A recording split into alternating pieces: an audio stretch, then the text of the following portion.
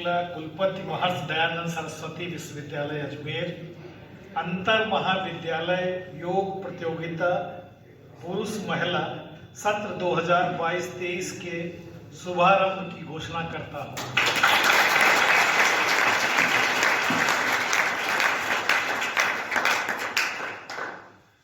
Lara जी ने कहा कि कुछ बोलना है। मैं सोच रहा था कि योगा के बारे में क्या बोलूं,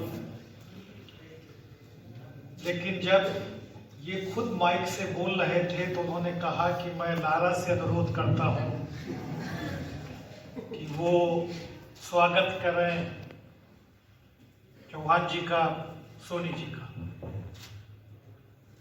हमें लगता है योगा का अंतिम लक्ष्य यही है। जब आप अपने आप को अपने शरीर से बाहर कर लेते हैं, जब आप और आपका शरीर दो हो जाते हैं, तो योगा में जो समाधि की चरम अवस्था होती है वो वही अवस्था होती है। शायद हम जो और क्रियाएं करते हैं वो प्राथमिक स्तर की क्रियाएं हैं, लेकिन जिस दिन आप अपने शरीर को बाहर शरीर से अपने आप को बाहर निकाल करके और जब चाहते हैं तब उसको शरीर के अंदर ले आते हैं, जब चाहते हैं तब शरीर के बाहर ले जाते हैं। आपने पढ़ा होगा कि वाल्मीकि सालों प्रार्थना में डूबे रहे, समाधि में डूबे रहे, चींटियां उनके शरीर के ऊपर अपना घर बना ली, उनके ऊपर फर्क नहीं पड़ता था, क्योंकि जो वाल्मीकि का शरीर था और जो वाल्मीकि थे वो दो अलग अलग हो गए थे। हमें लगता है योगा की चरम अवस्था वही है। कोई भी चीज हम लाइफ में करते हैं उसका अंतिम लक्ष्य होता है आनंद प्राप्त करना, सुख प्राप्त करना। हम महर्षि दयानंद विश्वविद्यालय के विद्यार्थी रहे, वेदों को सर्वोपरि मानते थे और वेदों में कहीं दुख है ही नहीं। हाँ? दुख तो महात्मा बुद्ध से शुरू हुआ, जैनियों से शुरू हुआ, उससे पहले अगर आप वेदों में देखो तो दुख नहीं। वो क्या है, इस संसार को, इस दुनिया को, चाहे वो किसान है, चाहे वो गांव वाला है, चाहे वो यज्ञ कराने वाला है, चाहे कोई किसी व्यवसाय से जुड़ा है, उसको इस दुनिया में आनंद उठाना है, खुद आनंद उठाना है, दूसरों को आनंद देना है। अब आनंद मिलता कहां से है? आनंद मानसिक संतुष्टि से मिलता है, और मानसिक संतुष्टि पाने का जो सबसे शुद्ध साधन है वो हमारे पास वो योगा है। अगर आपने योगा पर मास्टरी कर ली, अगर आपने योग में अच्छी निपुणता हासिल कर ली, तो जीवन का कोई ऐसा लक्ष्य नहीं है जिसको आप प्राप्त न कर सको।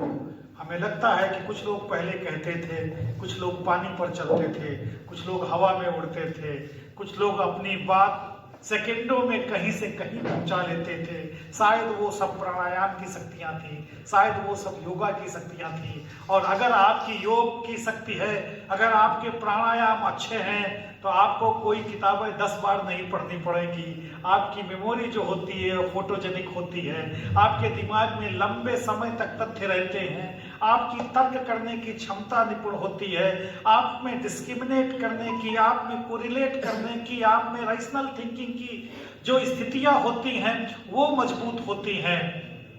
जो किताबें हमको पढ़ाई गई वो इसीलिए तो पढ़ाई गई थी कि हमारी सोचने की शक्ति बढ़े। अगर हम किताबों के साथ साथ हमारा प्राणायाम और योगा पर फोकस रहा तो निश्चित रूप से न हम खाली अच्छे विद्यार्थी होंगे, बल्कि हम अच्छे समाज के नेता भी होंगे, जो दूसरे को दुखी नहीं चाहेगा, जो दूसरे को परेशान नहीं करना चाहेगा, जो मिलजुल कर काम करेगा। जब हमारा मस्तिष्क मजबूत होगा। हमसे गलतियां क्यों होती हैं? क्योंकि हमारा दिमाग कमजोर होता है। हमसे गलतियां क्यों होती हैं? क्योंकि हम उचित निर्णय नहीं ले पाते हैं। हमसे गलतियां क्यों होती हैं? क्योंकि सही समय पर हम दिमाग को प्रभावी ढंग से उपयोग नहीं कर पाते हैं। जो लोग प्राणायाम करते हैं उनका इन स्थितियों पर नियंत्रण होता है। मैं चार्ट देख रहा था, सबसे ऊपर उसमें लिखा हुआ है आज्ञा, कमांड। अगर आपका मन मजबूत है तो जो दिमाग आपको कमांड देगा, जो आज्ञा देगा, वो नैतिक होंगी, वो रैशनल होंगी, वो तार्किक होंगी।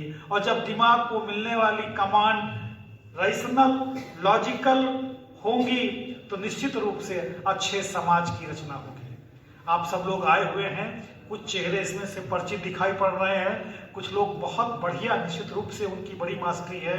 ये डिपार्टमेंट राष्ट्रीय स्तर पर, अंतर्राष्ट्रीय स्तर पर योग गुरुओं को यहाँ से तैयार करके भेजता है। हमें लगता है कि बड़ी जिम्मेदारी ये विभाग निभा रहा है। आज आप लोग कार्यक्रम, जब आपका प्रतिस्पर्धा होगी, खेल होगा, तो कुछ नई प्रतिभाएं उभर करके आएंगी और वो प्रतिभाएं दूसरी प्रतिभाओं को राह दिखा सकेंगी। निश्चित रूप से और बच्चे उससे प्रेरित होंगे और शायद इस आयोजन का यही लक्ष्य है कि हम सब लोग उनमें पार्टिसिपेट करें, मोटिवेट करें, अधिक से अधिक लोग योग से जुड़ें। और योग को खाली आप स्वशासन न माने, सांस ऊपर नीचे लेने देने का आसन न माने, बल्कि ये आपके मस्तिष्क को इतना मजबूत बनाता है कि आप एक अच्छे ह्यूमन बीइंग बनते हैं। इस कार्यक्रम के लिए आप सभी को बहुत बहुत बधाई। आप अच्छे से पार्टिसिपेट करें और दूसरों के सामने एक उदाहरण के रूप में अपने आप को प्रस्तुत कर सकें, इसी आशा और विश्वास के साथ।